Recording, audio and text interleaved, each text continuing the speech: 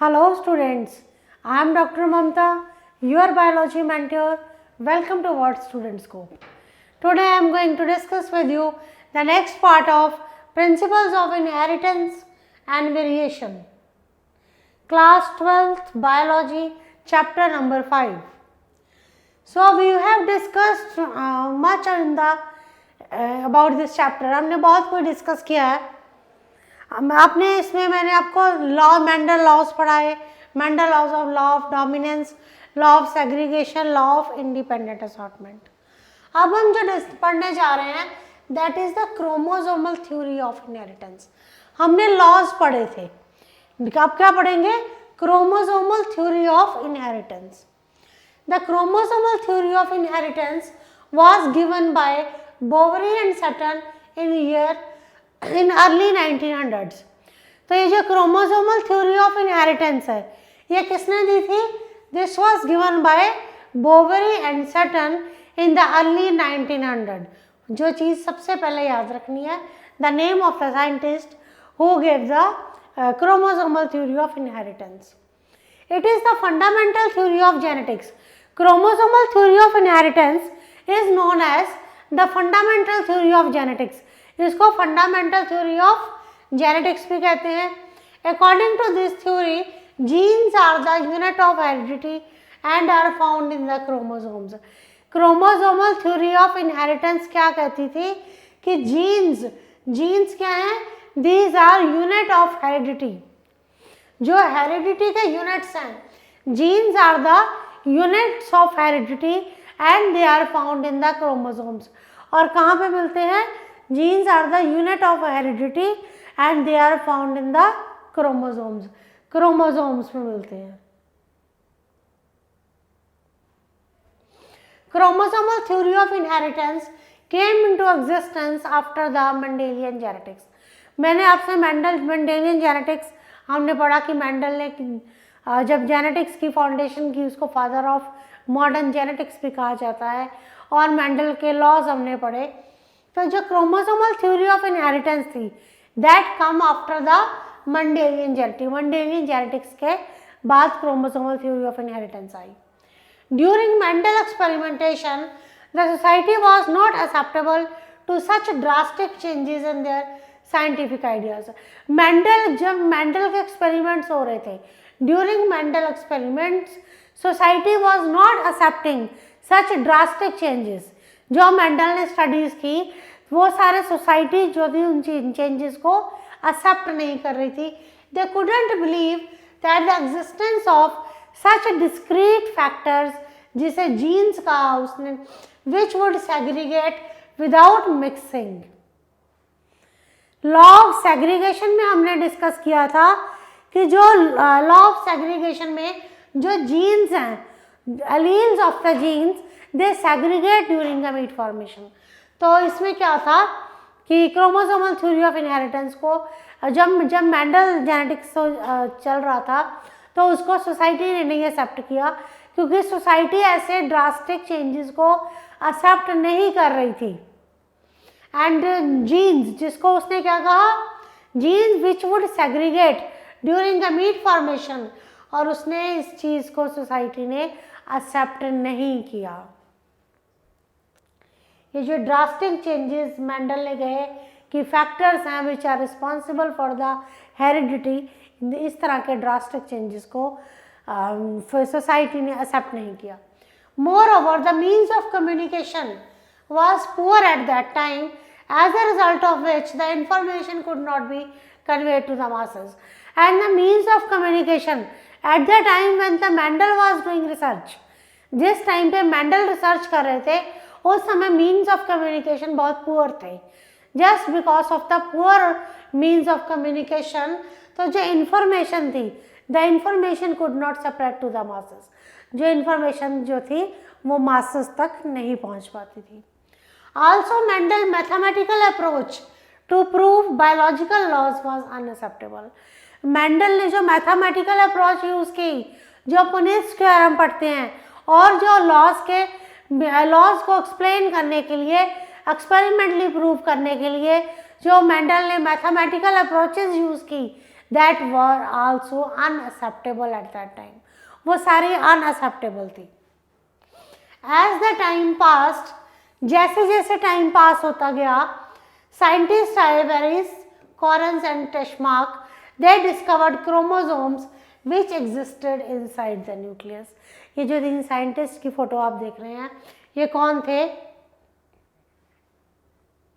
जैसे जैसे time pass होता गया तो साइंटिस्ट आए, Vries, Hugo de Vries, Correns आए and Tschermak, they discovered chromosomes. एक नई टर्म दी, जब मेंडल का जेनेटिक्स जो था अनएक्सेप्टेबल होने लग गया तो एक नई टर्म दी, 3 साइंटिस्ट आए, उन्होंने टाइम के साथ एक नई term the, chromosomes. Chromosomes which were present in the nucleus.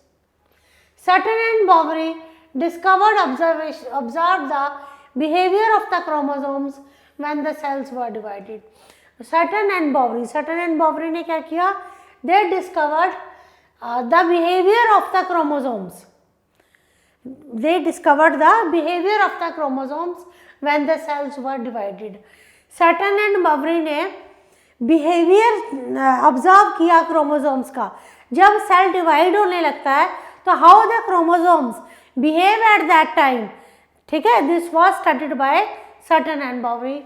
With the advancements in the microscope, जब एडवांसमेंट्स होती गई माइक्रोस्कोप में, तो ये टास्क भी, कौन सा task?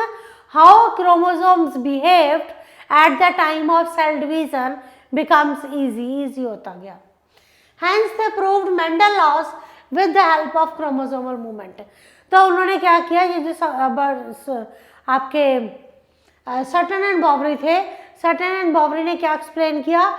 They explain the Mendel laws also with that discovery of chromosomal movement. Because उन्होंने किस चीज पे फोकस किया कि at the time of cell division how chromosomes behave, chromosomes कैसे बिहेव करते हैं। तो इसमें उन्होंने क्या देखा कि they also discovered the Mendel laws along with the behaviour of the movement of chromosomes, ठीक है। They showed the segregation of the chromosomes during the anaphase of cell division. और इन्होंने क्या शो किया? Segregation of chromosomes. देखिए Mendelian genetics में alleles of the gene they segregate during the formation of gamete. In the same way इन्होंने क्या show की? Segregation of chromosomes, chromosomes की सेग्रीगेशन शो की during the anaphase of cell division. तो कुछ हमें क्लियर होता जा रहा है कि हम जो मेंडल की जब स्टडी थी, जब रिसर्च थी मेंडल की, जब अनएक्सेप्टेबल होगी सोसाइटी से, सोसाइटी ने एक्सेप्ट नहीं किया मेंडल की डिस्कवरीज को, बिकॉज सोसाइटी कहती थी कि इतने ड्रास्टिक चेंजेस जो हैं इसमें साइंटिफिक लेवल पे नहीं होते। That was unacceptable. The idea of chromosomal segregation combined with the Mendelian principles gave rise to the chromosomal theory of inheritance. ये जो आइडिया था कि chromosomes also segregate at the time of cell division, कि chromosome segregation होता है, combined the idea of chromosome segregation combined with the Mendelian genetics। Mendel के genetics में हमने पढ़ा था कि जीन्स जो हैं, जो एलील्स हैं जीन्स के, they segregate during the gamete formation, law of segregation पढ़ा था। तो ये जो आइडिया था क्रोमोसोमल सेग्रीगेशन का along with the Mendelian principle give rise to chromosomal theory of inheritance। The work was further carried forward। ये जो वर्क था और आगे कैरी किया गया। तो इस वर्क को किसने प्रूव किया? मॉर्गन ने, who used Drosophila melanogaster show how sexually reproduction gave rise to variations। देखिए मेंडेलियन जेनेटिक्स आया, उसके बाद सटन एंड बॉवरी ने क्रोमोसोम टर्म डिफाइन की और बताया गया कि क्रोमोसोमल जो होते हैं how they behave at the time of cell division. तो उसके बाद इस वर्क को और मेंडेलियन जेनेटिक्स को और क्रोमोसोम थ्योरी ऑफ इनहेरिटेंस को इकट्ठे लिया गया। तो क्या किस चीज़ का ओरिजिन हुआ? क्रोमोसोमल थ्योरी ऑफ इनहेरिटेंस का। ये जो वर्क था ये कैरी किया गया, this work was carried forward. इस वर्क को कौन लेके गया? टी.एच. मॉर्गन लेके गए। टी.एच. मॉर्गन ने क्या यूज किया? TH. Morgan uses Drosophila melanogaster and show how sexual reproduction give rise to variations। तो टी.एच. मॉर्गन ने किस पे स्टडी की? ड्रोसोफिला पे। ठीक है, पढ़ते हैं कैसे किया उन्होंने।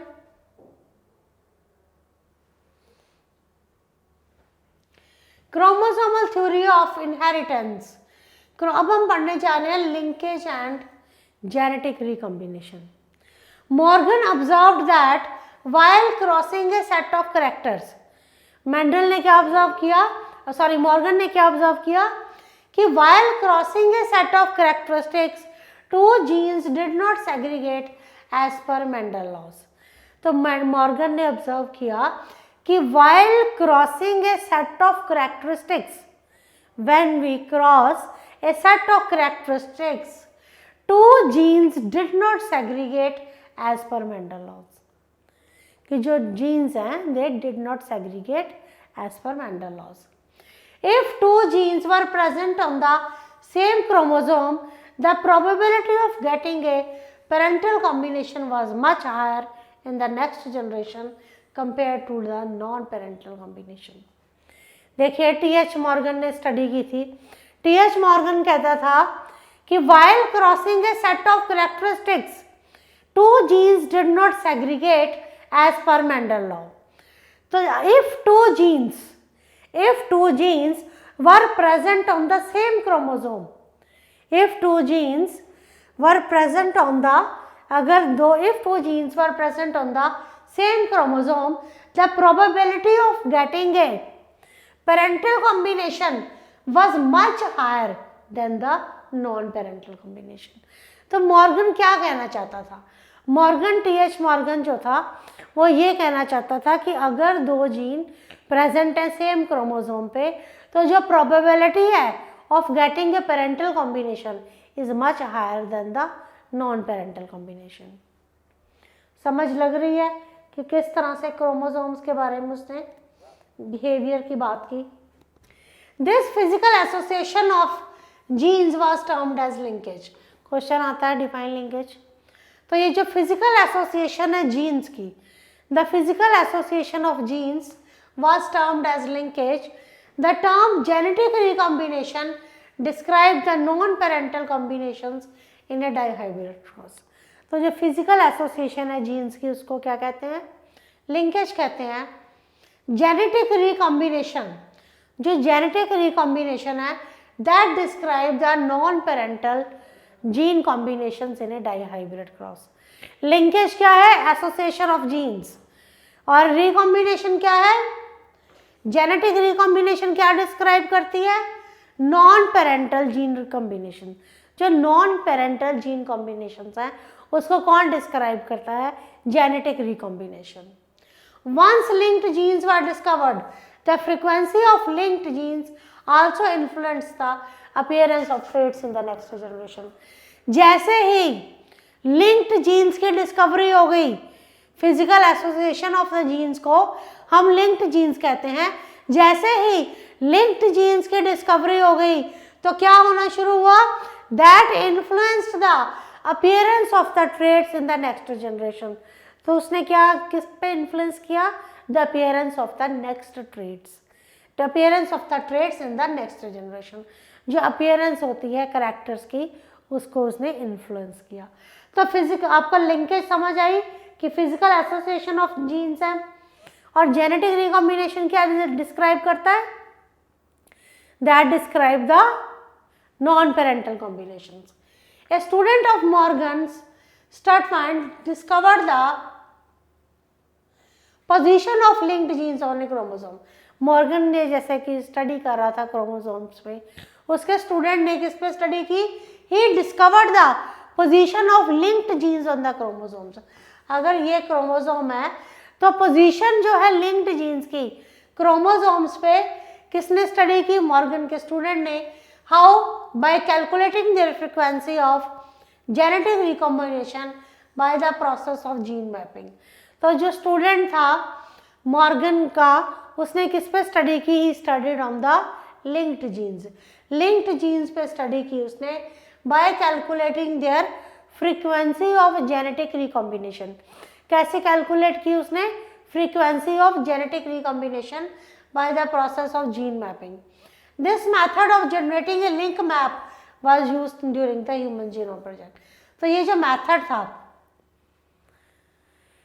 मॉर्गन ने क्या कहा, हाउ जीन, जो फिजिकल एसोसिएशन है जीन्स की ऑन द क्रोमोसोम्स, उसने कहा लिंक्ड जीन्स हैं। मॉर्गन के स्टूडेंट ने क्या स्टडी किया? इन लिंक्ड जीन्स को स्टडी किया ऑन द क्रोमोसोम। कैसे? बाय यूजिंग ए, किसके साथ उसने ये सब देखा?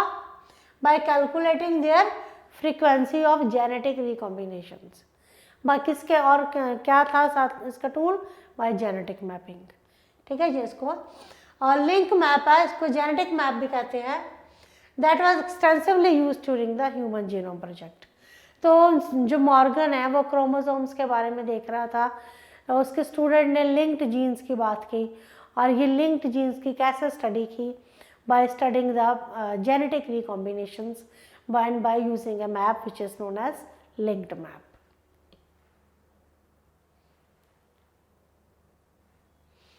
Observations of chromosomal theory of inheritance. Observations क्या थी? The chromosomal theory of inheritance support Mendel laws. जो chromosomal theory of inheritance थी वो किसको support करती थी? Mendel laws को support करती थी। During the process of cell division, during the process of cell division, the pair of cell meiosis, during the process of cell division meiosis, the pair of homologous chromosomes move as discrete structures which are independent of other pair of chromosomes. During the process of cell division क्या होता है? During the process of cell division या meiosis होता है, तो जो pair of homologous chromosomes है, they move as discrete structures. जो पेयर ऑफ होमोलोगस क्रोमोसोम्स हैं, दे मूव एज, ये कैसे मूव करते हैं? They move as discrete structures. ये डिस्क्रीट स्ट्रक्चर्स की तरह मूव करते हैं, which are independent of the other pair of chromosomes. तो देखिए कि जब सेल डिवीजन होता है, मियोसिस होता है, रिडक्शनल डिवीजन होती है, तो ये जो पेयर ऑफ क्रोमोसोम्स हैं ये कैसे होते हैं? पेयर ऑफ क्रोमोसोम्स जो है they move as discrete units. ये कैसे मूव करते हैं? as discrete units and they are independent of the other pair of chromosomes.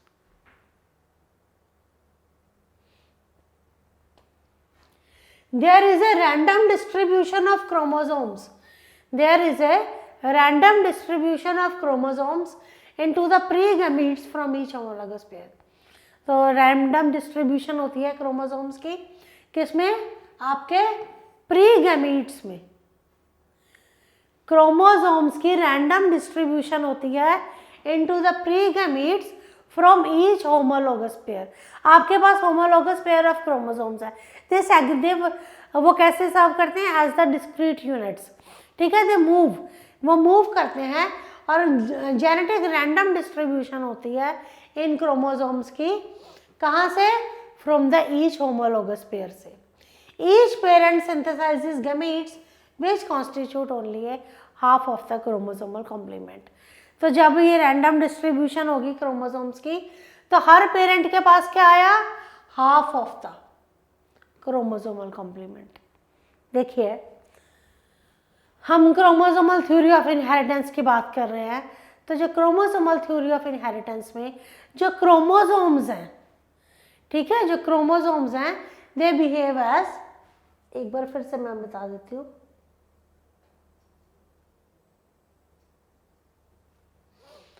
मैंने आपसे बात की थी इसके during the human genome project. Chromosomal theory of inheritance में मैंने कहा कि during the process of cell division के प्रोसेस में जब मियोसिस होती है, तो पेयर ऑफ होमोलोगस क्रोमोसोम्स कौन से होते हैं? Which are similar in appearance. Pair of homologous chromosomes they move as discrete structures. जो पेयर ऑफ होमोलोगस क्रोमोसोम्स हैं वो कैसे मूव करते हैं? As discrete structures which are independent of other pair of chromosomes. A pair of homologous chromosomes, ये कैसे serve करते हैं, ये कैसे आपको ये मूव कैसे करते हैं, ये अगर जो पेयर है होमोलोगस क्रोमोसोम्स का, they move as discrete structures, ये मूव करते हैं as discrete structures and each pair each ये जो एक आपका क्रोमोसोम है, they are independent of the other, ठीक है, they are independent of the other pair of chromosomes. तो उसके बाद हर जो पेरेंट है उसके पास क्या आता है, half of the chromosomal complement. So in this I have discussed with you about the chromosomal theory of inheritance, कैसे मेंडेलियन जेनेटिक्स को सोसाइटी ने अनएक्सेप्ट किया, एक्सेप्ट नहीं किया, और फिर किस तरह से साइंटिस्ट आए, उन्होंने कैसे क्रोमोसोमल थ्योरी ऑफ इनहेरिटेंस रखी, ये सब हमने डिस्कस किया है। ये बहुत इंपॉर्टेंट थ्योरी है, इसमें लिंकेज की डेफिनेशंस, जेनेटिक रिकॉम्बिनेशंस, ये सब हमें याद रखनी है। आप इसको एनसीईआरटी की बुक को फॉलो करो, इसको समझो, अगर कोई प्रॉब्लम आती है तो आगे परसिस्ट करते हैं, ठीक है, आगे देखेंगे। Thank you.